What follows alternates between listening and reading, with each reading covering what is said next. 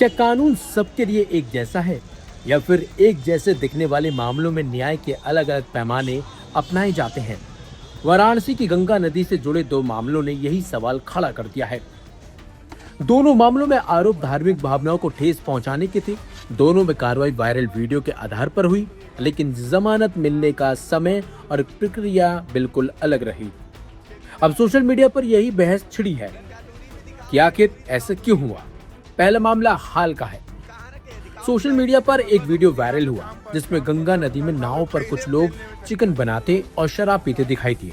Viral दावों में कहा गया कि यह नाव एक बीजेपी से जुड़े पार्षद की है। हालांकि पुलिस ने अब तक इस दावे की आधिकारिक पुष्टि नहीं की है और नाव के मालिकाना हक की जांच अभी भी जारी है।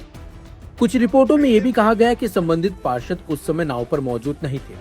वीडियो सामने आने के बाद वाराणसी के दशमेध घाट थाने में धार्मिक भावनाएं आहत करने सहित संबंधित धाराओं में मुकदमा दर्ज किए गए। पुलिस ने 5 लोगों को गिरफ्तार भी किया। गिरफ्तारी के अगले ही दिन उन्हें अदालत में पेश भी किया गया। अदालत ने यह देखते हुए आरोपियों का कोई आपराधिक इतिहास नहीं है, वह जांच में सहयोग कर रहे हैं और उनके फरार होने या सबूतों से छेड़छाड़ की आशंका नहीं है, उन्हें जमानत दे दी। पुलिस ने नाव भी जब्त कर ली और मामले की जांच अभी भी जारी है।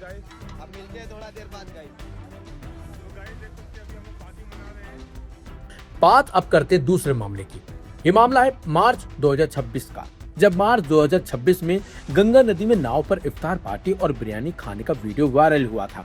इस मामले में 14 मुस्लिम युवकों को गिरफ्तार किया गया था। उनकी जमानत याचिका पहले निचली अदालत ने खारिज कर दी। इसके बाद सेशन कोर्ट ने भी राहत देने से इनकार कर दिया।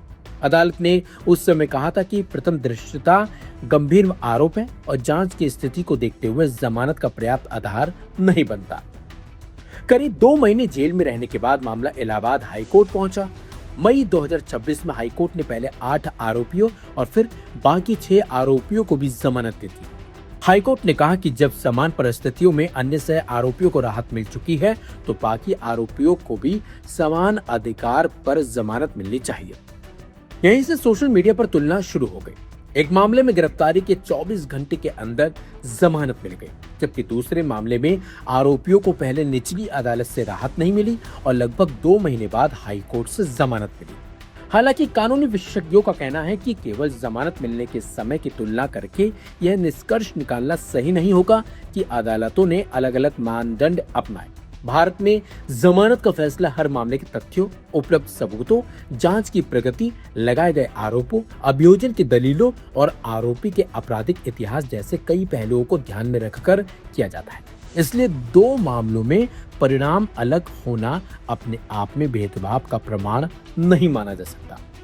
यही वजह है कि फिलहाल यह बहस सोशल मीडिया और जन चर्चा तक सीमित है। दोनों मामलों की जांच अलग अलग चल रही है और अदालतों के आदेश भी उनके अपने रिकॉर्ड और परिस्थितियों पर आधारित हैं। अब बड़ा सवाल यह है कि क्या इन दोनों मामलों में परिस्थितियां वास्तव में समान थी?